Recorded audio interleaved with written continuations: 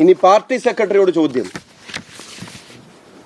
ഇല്ലാത്ത അക്രമത്തിന്റെ പേരിൽ party ഓഫീസുകൾക്ക് തീയിടുന്നു, party ഓഫീസുകൾ തകർക്കുന്നു, സ്തൂപകൾ തകർക്കുന്നു.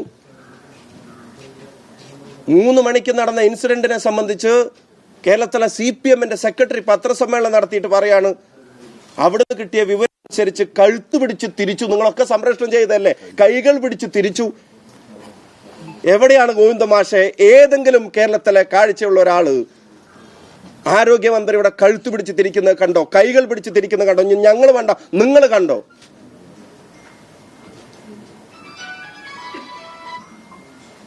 പട്ടാപ്പകൽ അത്രയും ആളുകളുടെ മുമ്പിൽ നടന്നൊരു ഇൻസിഡന്റ് വീണ്ടും സമരക്കാരുടെ തലയിൽ വെക്കാൻ അവസാനം വീണ്ടും ഒരു കള്ള ദൃശ്യവുമായി വന്നു. ഇതാ കറുത്ത തുണിയും കൊണ്ട് സമരക്കാരൻ മന്ത്രിയുടെ കഴുത്തിനെത്തിയിരിക്കുന്നു എന്ന് പറഞ്ഞിട്ട് വീണ്ടും ഒരു കള്ളപ്രചരണം. അതും ഒന്നും കൂടെ വിശദീകരിച്ച് നോക്കിയപ്പോ അത് മന്ത്രിയുടെ ഗൺമാൻ, കറുപ്പ് ഷർട്ടും തോളിലെ ബാഗിന്റെ വള്ളിയും ഉൾപ്പെടെയുള്ള മന്ത്രിയുടെ ഗൺമാൻ മന്ത്രിയുടെ കഴുത്തിന് പിടിച്ചിട്ടുണ്ടെങ്കിൽ KSUക്കാരന്റെ വീടിന് നേരെ ബോംബെറിയലല്ല വേണ്ടതെന്ന് CPM-ന്റെ പാർട്ടി സെക്രട്ടറി അണികളോട് പറയണം. ഇതിന്റെ പേരിൽ നടക്കുന്ന, സത്യം പറഞ്ഞാൽ കലാപാഹ്വാനത്തിന് ഗോവിന്ദ മാഷ്ക്കെതിരെ കേസെടുക്കണം.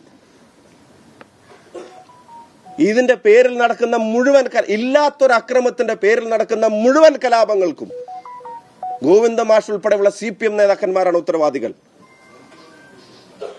പഞ്ചായത്ത് തെരഞ്ഞെടുപ്പിലെ തോൽവിയും ലോക്കൽ ബോഡി ഇലക്ഷന് ശേഷം നിങ്ങൾ ഉദ്ദേശിച്ച റിസൾട്ട് വരാത്തതിന്റെ നിരാശയും, പാർലമെന്റ് തെരഞ്ഞെടുപ്പിലും ഉപതെരഞ്ഞെടുപ്പിലും തുടർച്ചയായി ഉണ്ടാവുന്ന പരാജയം, ഭരണം നഷ്ടപ്പെടും എന്നുള്ള ഘട്ടത്തിലേക്ക് എത്തിയപ്പോൾ എന്റെ അടുത്ത പോയിന്റ് CPM-ന്റെ പ്രവർത്തകരോടാണ് പറയുന്നത്. നിങ്ങൾക്ക് പോലും നിങ്ങളുടെ പാർട്ടിയോട് തോന്നിയ മടുപ്പിനെ, അതിനെ മറച്ചു പിടിക്കാൻ ഇല്ലാ കഥകളിറക്കി നിങ്ങളെ തെരുവിലിറക്കി അക്രമങ്ങൾക്ക് പ്രോത്സാഹിപ്പിക്കുന്ന, പ്രകോപനം സൃഷ്ടിക്കുന്ന നിങ്ങളുടെ നേതൃത്വത്തെ തിരുത്താൻ കുഞ്ഞികൃഷ്ണൻ പറഞ്ഞതുപോലെ പ്രവർത്തകർ തയ്യാറാവേണ്ട കാലമാണ്. CPM പ്രവർത്തകർ ഈ കള്ളത്തരം പറയുന്ന നേതാക്കന്മാരുടെ ഗുണ്ടകളാവാനില്ല എന്ന് ആർജവത്തോടെ പറയേണ്ട കാലമാണ്. ഞാൻ നേരത്തെ ചോദിച്ച ചോദ്യം CPM സെക്രട്ടറിയോട് ചോദിക്കുന്നു. ഒരു കരിങ്കൊടി കാണിച്ചതിനാണെങ്കിൽ ഒരു ചെറുപ്പക്കാരന് നിങ്ങൾ അഡ്വാൻസ് ആദരാഞ്ജലികൾ നേരുന്നതെങ്കിൽ, 2 മുദ്രാവാക്യം വിളിച്ചതിന്റെ പേരിലാണ്, ഒരു കറുത്ത തുണിയുമായി 2 മുദ്രാവാക്യം വിളിച്ചതിന്റെ പേരിലാണ് വിതുൽ ബാലൻ എന്ന KSU പ്രവർത്തകനോട്, അതുൽ എന്ന KSU നേതാവിനോട് അഡ്വാൻസ് ആദരാഞ്ജലികൾ നിങ്ങൾ നേരുന്നതെങ്കിൽ, അതിന്റെ പേരിലാണ് ആ ചെറുപ്പക്കാരുടെ പ്രായമായ അച്ഛനും അമ്മയും കടന്നുറങ്ങുന്ന വീട്ടിലേക്ക്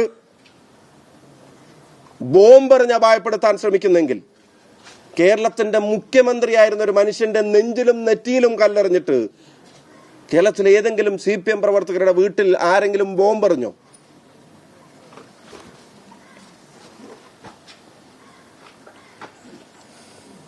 ആരെങ്കിലും ബോംബെറിഞ്ഞോ?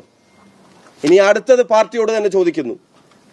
കഴിഞ്ഞ ലോക്സഭാ തെരഞ്ഞെടുപ്പിനിടക്ക് പാനൂരിലെ ഷെറിൻ എന്ന് പറയുന്ന ഒരു ചെറുപ്പക്കാരൻ ബോംബ് നിർമ്മാണത്തിനിടെ മരിച്ചു. ബോംബ് നിർമ്മിക്കുന്നതിനിടയ്ക്ക് അത് പൊട്ടിത്തെറിച്ചിട്ട് മരിച്ചു.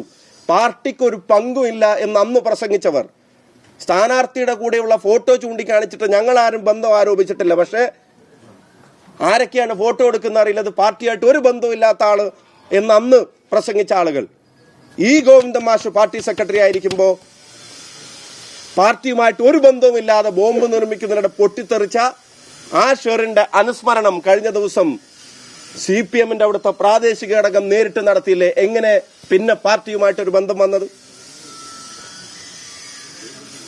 നിങ്ങൾക്ക് ഏതെങ്കിലും UDF പ്രവർത്തകരോട് പക തോന്നുമ്പോ ആവശ്യത്തിന് എടുത്തുപയോഗിക്കാൻ എവിടെയാണ് ഈ ബോംബിന്റെ നിർമ്മാണം നടക്കുന്നത്? എവിടെയാണ് ഇത് സ്റ്റോക്ക് ചെയ്യുന്നത്? എന്താണ് കേരളത്തിലെ പോലീസ് സംവിധാനത്തിന് അത് കണ്ടെത്താൻ കഴിയാതെ പോകുന്നത്? എന്താണ് നടപടികൾ എടുക്കാത്തത്? ബോംബ് പൊട്ടി ഒരാൾ മരിച്ചിട്ട് പോലും എന്താ നടപടി എടുക്കാത്തത്?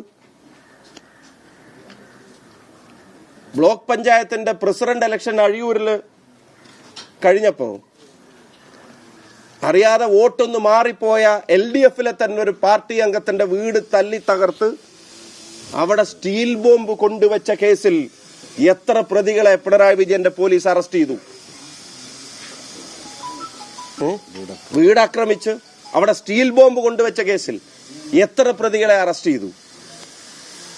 CPM ക്രിമിനലുകൾ ബോംബെറിഞ്ഞാൽ പോലും വിരലനക്കാത്തൊരു പോലീസ് സംവിധാനം ഈ നാടിന്റെ സമാധാനത്തെ, സ്വസ്ഥതയെ കെടുത്തുമ്പോ എന്റെ അവസാനത്തെ അഭ്യർത്ഥന കേരളത്തിലെ ജനങ്ങളോടാണ്, ഈ കെടുതിയെ ഇനി നമുക്ക് തുടരാൻ അനുവദിച്ചുകൂടാ എന്നുള്ള തീരുമാനം നിങ്ങൾ എടുക്കണമെന്ന് ഞങ്ങൾ അഭ്യർത്ഥിക്കുകയാണ്.